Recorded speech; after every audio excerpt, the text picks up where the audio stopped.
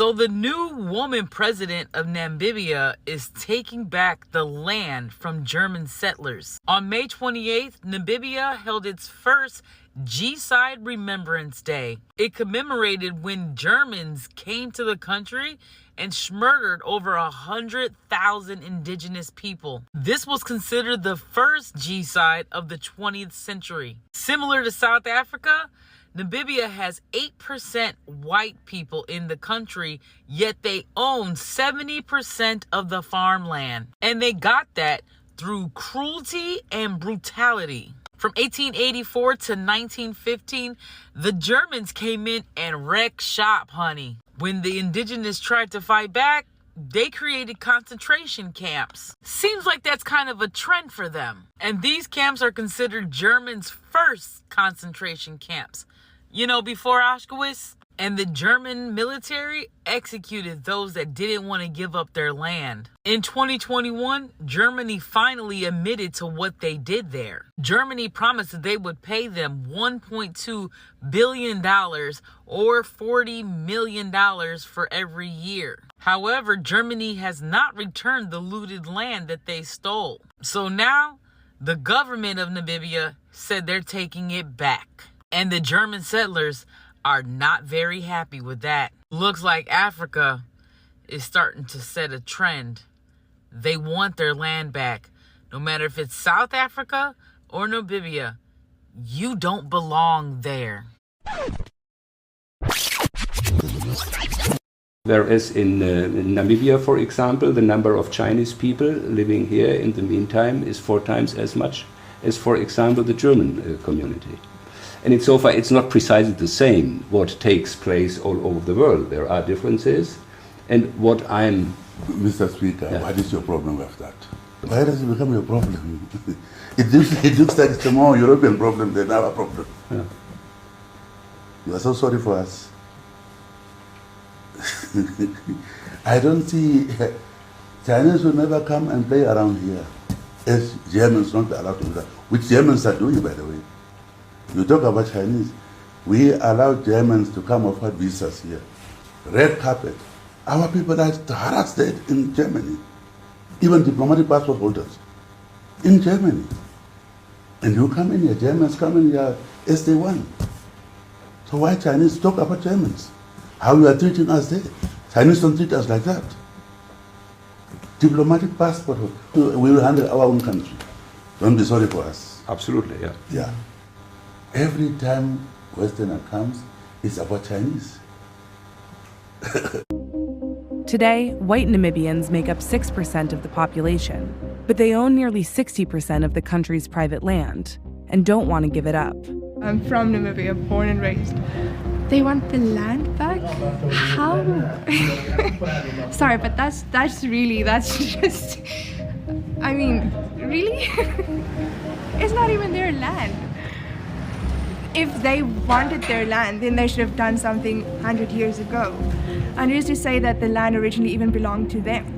For all we know, there were people before them there who they took the land from, so... What Norbert said next is something I heard off camera from many Namibians of German descent. I don't think it's right to call it a genocide. It was never spoken about, and then Germany or some Germans came and said, or brought the theme up again and made a political thing out of it. Leave us alone, leave our cultures alone. We live in peace. We know how to live with each other.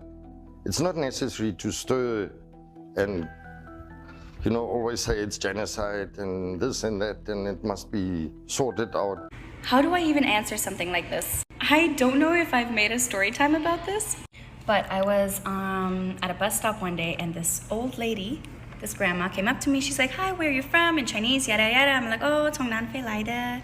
She's like, no way. She asked me, 为什么你皮肤不是黑的? She asked me, why aren't you like black? And I was baffled, and I just looked at my sister and I'm like, and that was still when I was really new here. Did I make a story about this? I feel like I did. Okay, quickly. And she just went, oh, I know how you transform from black to white. And she explained the whole process. I feel like I did make a story about this. What? Bro, what are you talking about, man? We are the Boers. We are a very proud nation. We are the white tribe of Africa. And we are here to show the people today. We're going to make our stand in this country. There's certain parts of this country that is our parts. Give me one moment of your time. Namibia have condemned Germany for supporting Israel in its genocide, but do you know why? Let's talk about the Namibian genocide of 1904 to 1908. And yes, it predates World War II, yet the same tactics were used on Namibian people as Jewish people. This is often called the forgotten genocide of the early 20th century. The genocide began in 1904 after an African rebellion over German seizures of land and cattle. In response to this rebellion, the German head of military called for an extermination of the population. All of the survivors of the population were placed into the desert, then later concentration camps. In these concentration camps, they were forced into labor. Many died of disease, exhaustion, starvation. They were also subjected to sexual exploitation, abuse, medical experimentation. Up to 80% of the indigenous population died during this time period. 4 years. Up until 2018, they used dead remains of Namibian people for medical research. It has now been discredited and they are paying reparations. This was all agreed in 2021. Over 100 years since it happened, and to this day, the repair is still being made. Nur eine Verständnisfrage hinterher. Der Auslöser dieses Völkermords war ja ein Massaker von 1000 Deutschen durch Herero- und Nama-Milizen. Gerade in Bezug auf die Weltlage heute und die deutsche Gaza-Politik, war dieses Massaker in irgendeiner Weise eine Rechtfertigung für diesen deutschen Völkermord im Anschluss? Ich würde keine historischen Vergleiche mit der Gegenwart herstellen wollen an der Stelle. Ja, dafür gibt es aber Völkermord- und Genozidforschung. Und die Bundesregierung, gerade wenn es um den Gazakrieg geht, erwähnt immer wieder den 7. Oktober, das Massaker der Hamas. Würde die Bundesregierung in Sachen Herero- und Nama-Völkermord auf die Idee kommen, das Massaker der Herero- und Nama als Grund für den Völkermord anzusehen? Das ist eine einfache Frage. Ja, ich habe dazu von der Stelle gesagt, was ich zu sagen habe. Sie möchten das nicht verneinen. War das auch Ihr angemeldetes Thema, Herr Jung, jetzt, was Sie mir noch gesagt hatten? Nein. Oder was? On May 28th, Namibia did something no other African country has ever done. It shut down the country to remember a genocide that Europe tried to erase. This wasn't just a ceremony. It wasn't just a symbolic gesture. It was a bold declaration that African lives lost under colonial rule matter and must be remembered. Shops were closed, schools were shut, flags flew at half-mast, and across the country, Namibians paused to honor the victims of a genocide that the world has tried for over a century to forget. Between 1904 and 1908, German colonial forces carried out a brutal campaign to exterminate the Herero and Nama peoples. It started with a rebellion and ended in one of the most calculated genocides in modern history. Tens of thousands were killed. Many were driven into the desert to die of thirst and starvation. Others were rounded up and sent to concentration camps. Yes, Germany was using those long before World War II. Women were raped. Children were experimented on. Skulls and body parts were shipped back to Europe for research. This wasn't war. This was annihilation. In 2021, Germany finally acknowledged the genocide and pledged over $1 billion in aid and development, but not reparations. It called it reconciliation. We'll get back to that. And yet, no official day of mourning, no international recognition until now. Namibia's decision to institutionalize memory, to make it a national holiday, says we would not be silent anymore. Now, as the first African country to dedicate a public holiday to a colonial era genocide, not a post-independence conflict, not a civil war, but a crime committed by a European empire against African lives on African soil. And that is historic. People are going to take up arms,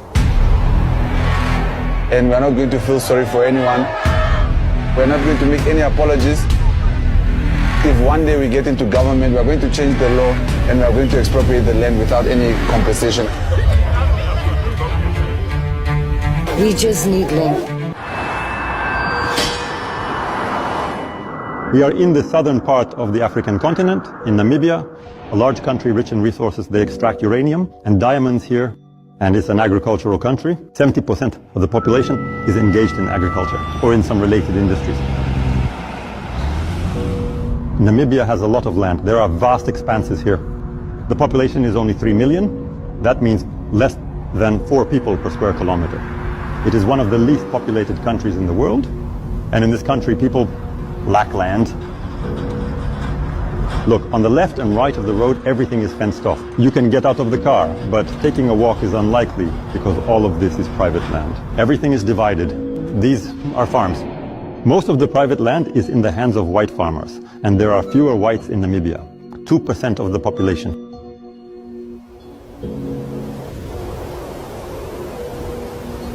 And black people, as a rule, have nothing. They are impoverished in their own country. When Namibia became independent, the ruling party declared that they would buy land from whites and give it to blacks. But this was progressing at a snail's pace. They managed to redistribute 1% of the land per year. We've adopted a stupid policy called willing buyer, willing seller. Right. Now here's the problem that I have. These people forcefully took this land.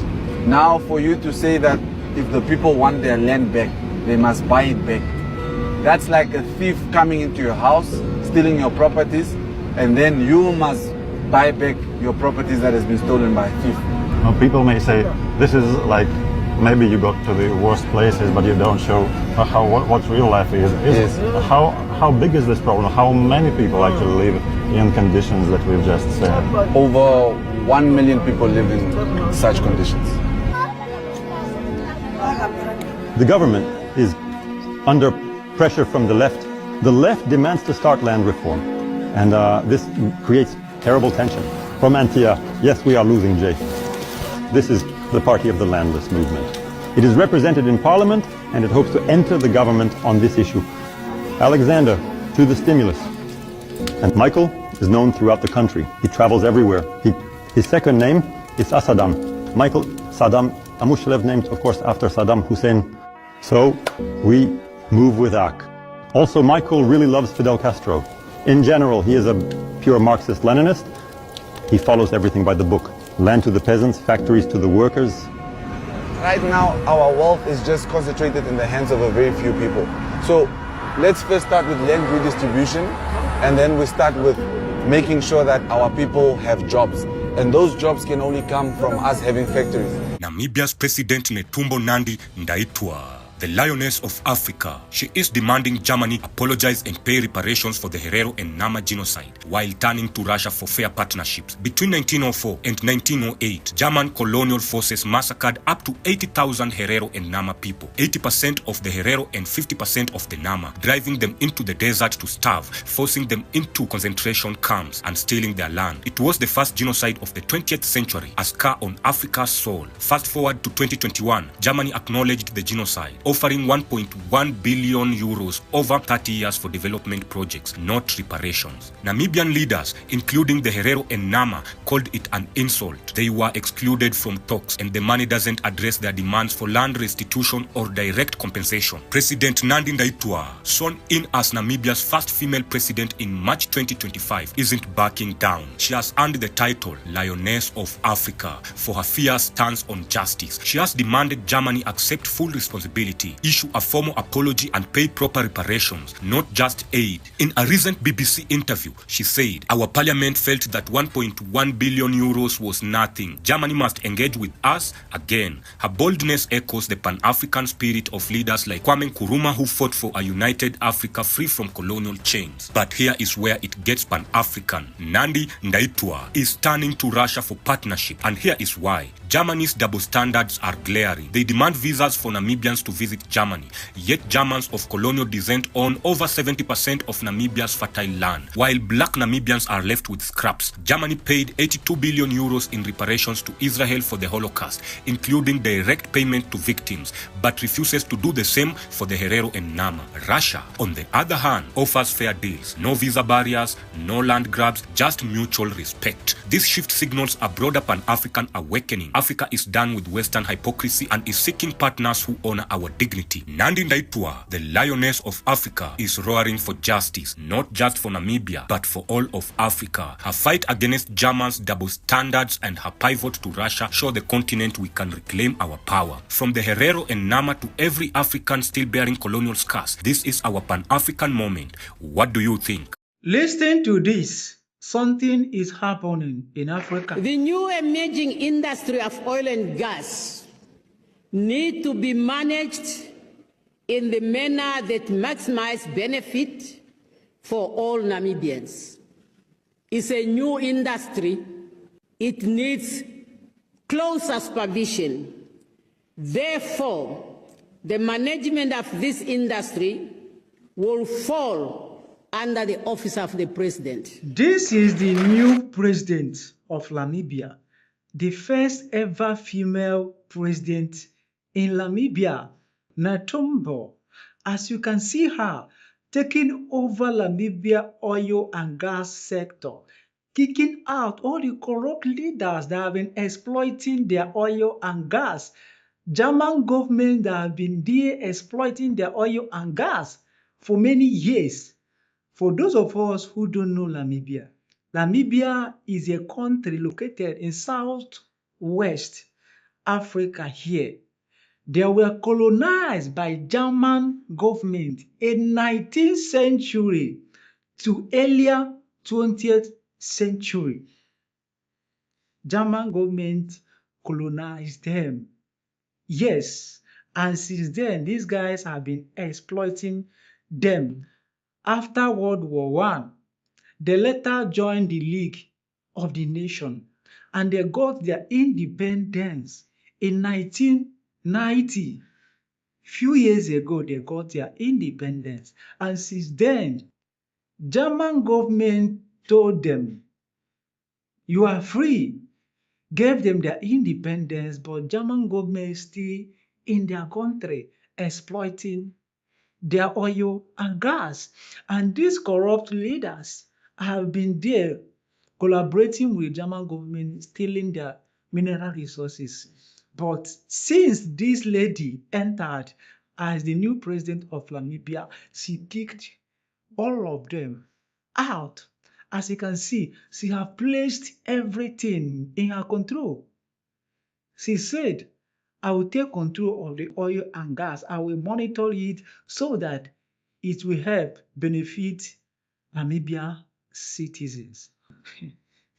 France is still in Mali, Burkina Faso, and Niger, Gabon, all of them exploiting the mineral resources. Why German is in Namibia exploiting their oil and gas? We only need leaders like this lady right now, Netumbo, Ibrahim Traoré, Assimi Goïta, Abdulrahman Tiani, and Diomaye Faye. Young leaders, leaders that have vision, leaders that love their people. Unlike this thing we have in Nigeria, Asiwaju Tinubu and others, old cargoes. The friendship between Namibia and Cuba is cemented by blood, real blood. Fidel Castro said it after the situation normalized in this region. They did not even take gold, but they only took the bodies of their people who died. Therefore, comrades, when you see us in whatever situation, when Cuba is being put on blockade by the Americans for more than 60 years now, we will never run away from Cuba. No matter what the American can say, no matter they can, whatever decision they take, we will never we will never, our solidarity, our support with the people of Cuba. Ours is amended by blood. So I thought we'd start today with this article from the American Israelite. Look at the date. We got February 8th, 1917. And this is the article we're going to be reading by David Goldberg. This is out of Texas in 1917. Let's go. The propagators of political Zionism in the United States, with but few exceptions, are addicted to the grave fallacy of making the term Zionism all-embracing and all-inclusive, as if it were a substitute for Judaism itself. Like the conversionists who seeks to profoundly impress his listeners that Christianity holds sole monopoly to every conceivable virtue under the sun, ignoring or concealing the fact that most of them were borrowed from another religion that superseded Christianity and still survives. So, the Zionist propagandist of a certain type seeks to puff the frog up to the size of an ox by identifying a movement born in a night with an acquisition of 30 centuries. Although, honestly speaking, what may be regarded as the distinct contribution of political Zionism, and so on and so forth. And you can read further if you want to. I'll just do this up for you. Y'all can take. Oops. I hope I didn't just open up. Okay, good.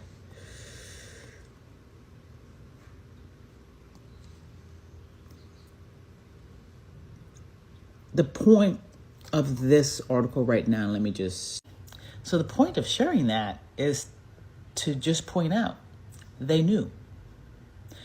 And I'm not just saying that the rabbis knew. Of course, rabbis knew that Zionism wasn't the same as Judaism, their faith.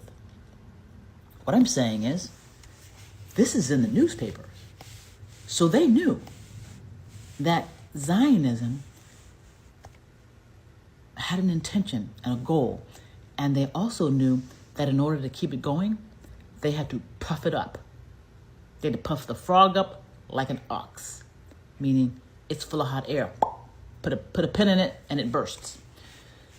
So now that we know, because we know that a PR machine had to be made in order to keep the lie going, really. And here is today's Zionist PR machine ecosystem briefing. Key narrative strategies: sovereign security narrative consolidated.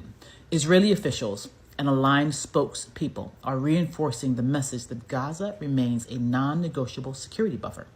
The language now emphasizes permanence with terms like irreversible, security perimeter, and post-military normalization used in diplomatic briefings. Again, we go back to 1917. We go back to what was said in the beginning. They never intended to share that land. Recasting civilian control as humanitarian oversight. Zionist-aligned media continue to promote the idea that Israel's long-term administration of Gaza is a form of humanitarian stewardship. If it was humanitarian stewardship, they would have done it from the get-go. If it was humanitarian stewardship, they would have started from 1948 on exhibiting humanitarian stewardship.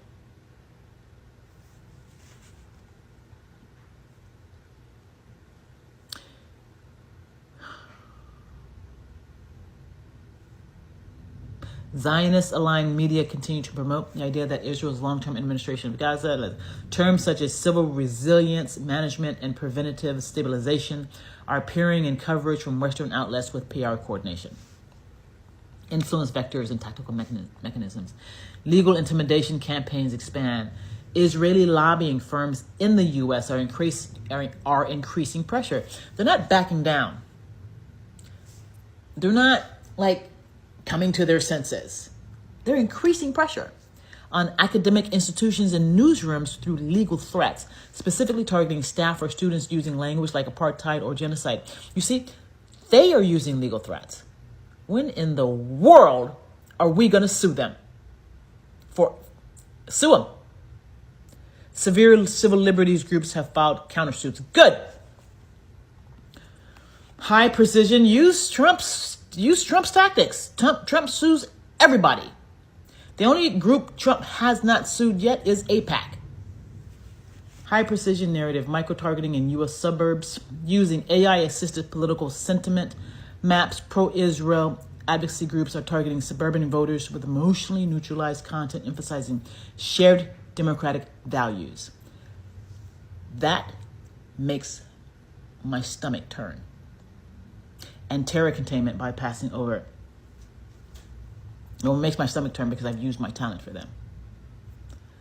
Social media algorithm manipulation intensifies. Reports confirm increased use of automated bots to boost engagement on posts using government-approved framing and suppress those highlighting field-level humanitarian conditions. Posts from journalists and doctors are being flagged under sensational content policies. You want to know what? They're losing. I mean, I can feel it. They are losing. They're losing. The PR, let me put it another way. They've lost the PR fight, period. They've lost it with me. Done. They'll never get me back on the PR question. Not ever. So they can keep running down the PR road, or they can change course, which was in the emails written to the media for 7 years, telling them what was going to happen and asking them, what were your plans for Palestinians and the Israelis living in that area? They had no plans. The same way they have no plans for us. So if we're not in the arena fighting for us, they're not going to fight for us. So I keep saying this, you're a politician and you have a seat, you better be using your power and using your voice. If you have a podcast, speak up. You got a blog that you're doing, get it going. What you have to understand is that their whole MO is to make you uncomfortable so that you leave the arena. And they have been training you to do just that since before 1979. Because they want the space. They want the real estate. What real estate? The real estate in your head.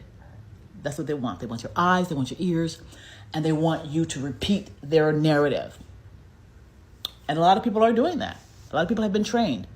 We've heard videos with Israelis saying that everyone should spend 3 years doing PR for Israel on Israel's behalf.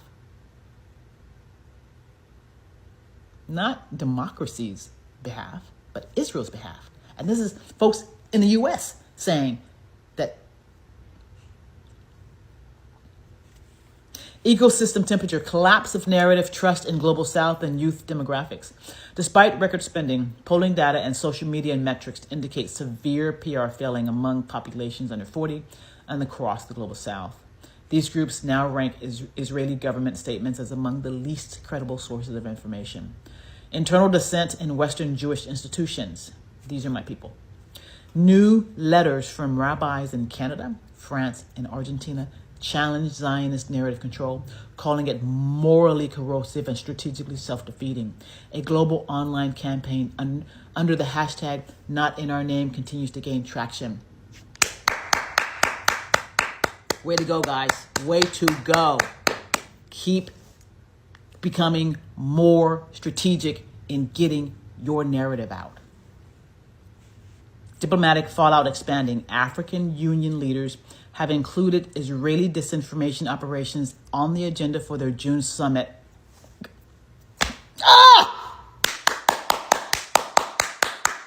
With several member states threatening full diplomatic downgrades if weaponized narrative strategies persist. Bravo. I could not be happier right now knowing this. Every country should be doing what Africa is doing. Everyone should have a summit on weaponized narrative strategies in your country, against your people, against your government, so that Israel stands down what they're doing on Earth. Because I've already seen where it gets us. I've already seen it. They showed me numerous. You're learning so many important things, and I'm so proud of you. Most white people in America and Europe believe about their history is not history at all. It's mythology designed to produce a specific kind of person. A person who does not feel guilty. A person who does not feel accountable. A person who does not feel responsible for ever changing anything because they don't think they're doing anything wrong. They're taught that their ancestors were pioneers. Their ancestors were explorers and builders of civilization. That they've brought progress and democracy and enlightenment to the world.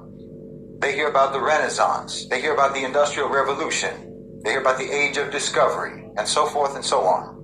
And not about enslavement, not about genocide, not about the theft, not about the destruction that their people are responsible for. They're not taught that their prosperity was built on unimaginable suffering. They're not taught that their systems of government, their financial empires, their very sense of national identity are all rooted in exploitation. They don't know about the crimes. They don't know the real legacy of their people. And so they don't change. They don't have to change because they don't even realize what they need to correct. You know, when we look at colonialism, for example, the history that's taught in Western schools is usually an abstraction. Colonization is framed as something that it just sort of happened a long time ago, you know, something that was maybe unfortunate, but it was inevitable, and ultimately it represented progress, and there were many beneficial things to come from it. Never mind the millions of Africans who died in the Congo Free State under King Leopold. Most white Americans have never heard of them. Never mind the Bengal famine of 1943 when millions of Indians starved to death due to British policies. They don't even know about it.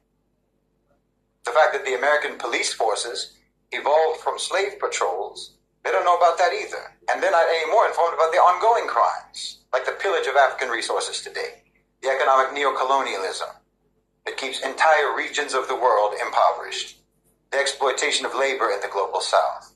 These aren't relics of history. That's the present day reality of what your people are doing. But the story that the white people are told does not include those realities, or else it packages those realities deceitfully and dishonestly. They packaged them dishonestly and deceitfully in the past just like they do now. The irony is that when they're confronted with the truth, many of these people will react defensively. You know, I didn't do that. That was in the past. Why should I feel guilty? But this reaction in and of itself reveals how little they're really understanding. It's not about guilt. It's about responsibility. You know, if a person inherits a stolen house, they may not have stolen it themselves, but they still live in it. And if they refuse to acknowledge where that house came from or how it came into their possession, if they insist that that house is rightfully theirs because the crime happened a long time ago, well, then they're complicit because the theft is ongoing. The crime never really stopped. So when people don't know their history, they cannot recognize when history is repeating itself and when history is actually just a continuum into the present.